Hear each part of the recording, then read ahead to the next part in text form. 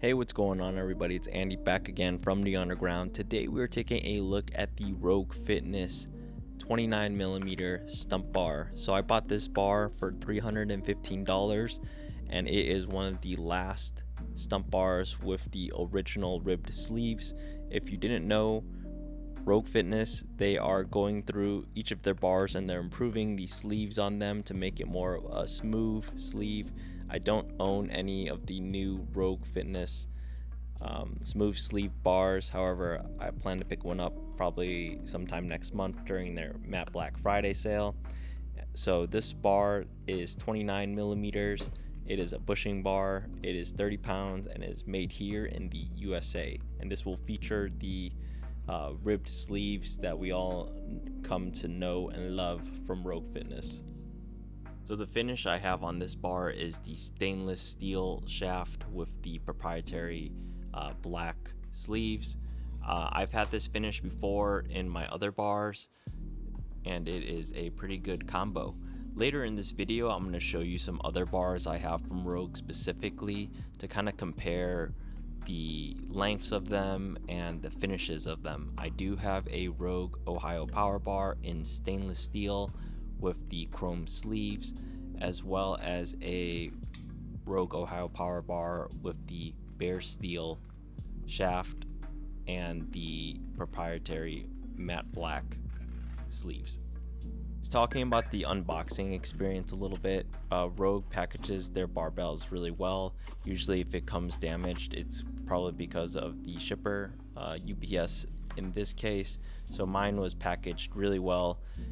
Basically what you saw me do was I pried and made straight the nails that they use to keep the steel insert in, or the metal insert, and then I straightened them out and then I pried out the screws. I actually like to keep the tubes just in case I need to resell the bar or move the bar somewhere else.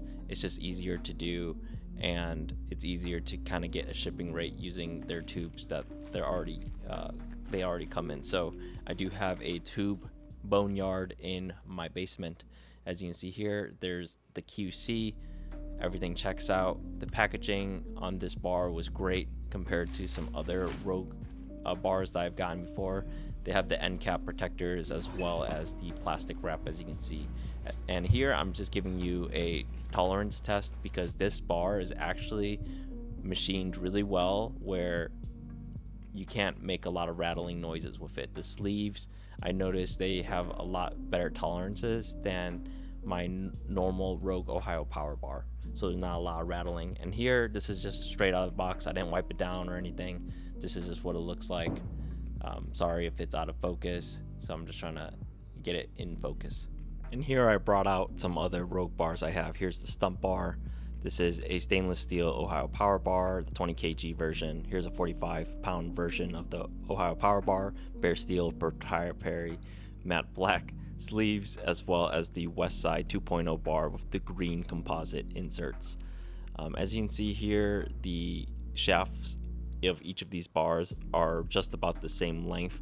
These are all in that power bar range, all 29 millimeters.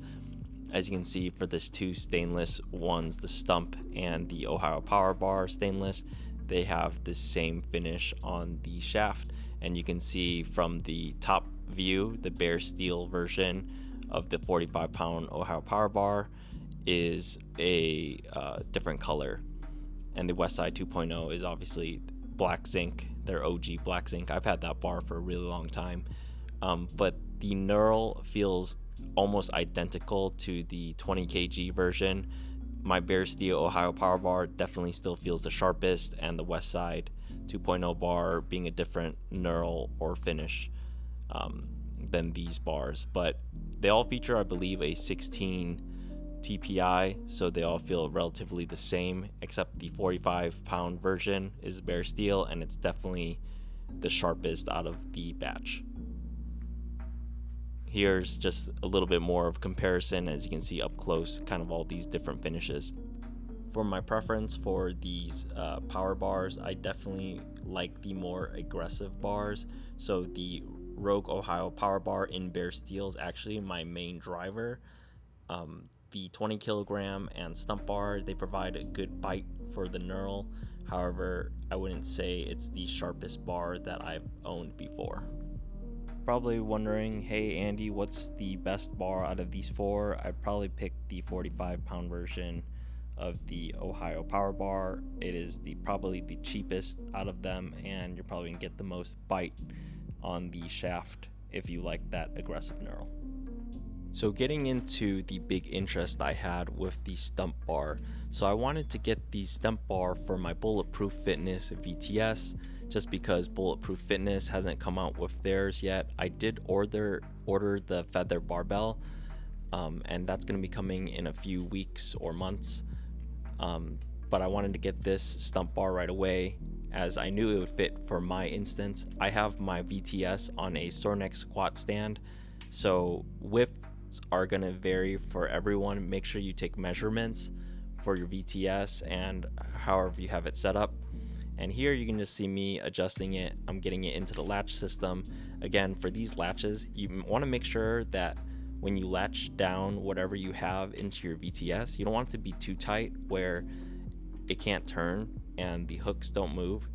So here you just see me fiddling with it. I put it up into 2x speed because anyone who owns a VTS knows that this definitely takes the longest to set up. The VTS is adjusting these latches and making sure it's nice and well fit. It doesn't take that long, but it just, it takes a good amount of time. So I like to always set it up before I start my workout, just so I wouldn't have to waste time during my workout just to get it set up. Here I'm just installing the hooks with the VTS hook tips on it.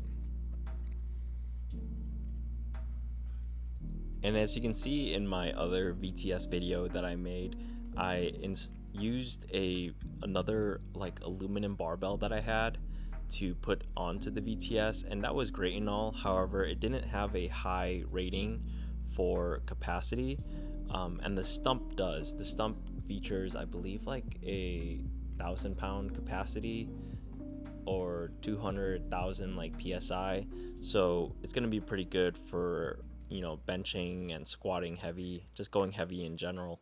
And I like the knurl on Rogue equipment in general. I'm a big fan of it.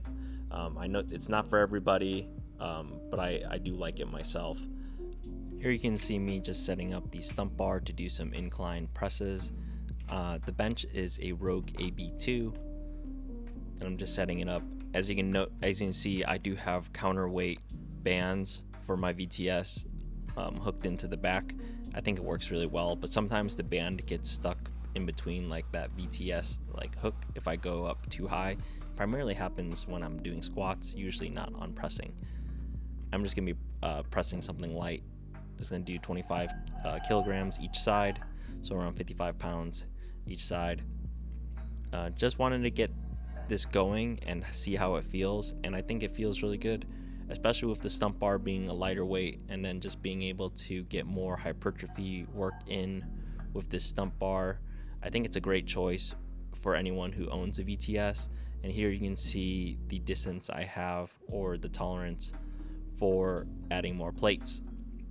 With the VTS system in general, you're not going to be blasting 6 plates each side for your lifts, but this works really well for me. I really like the Stump Bar on the VTS. I would definitely recommend it as one of the top bars to get for the VTS. However, Bulletproof is coming out with the Feather Barbell, and that's significantly cheaper than the Rogue Stump Bar. But if you can't wait like I couldn't, then this is a good purchase. Now let's get into the deadlift portion of the Stump Bar. Here you can see I'm doing 3 plates each side with the Stump Bar, and I'm putting it down how I normally would put down my deadlifts. And this is the noise it makes. It's definitely more quiet than a normal Rogue Ohio Power Bar, and that's probably because of the tolerance on the sleeves. So here is 3 plates and a green, and then the last one I believe is 215 kilograms. So this is 4 plates each side on the Stump Bar. Pretty happy with the performance overall. And if you made it this far in the video, make sure you like, comment if you have any questions, and subscribe. Thank you so much for watching, and I'll see you in the next one. Peace.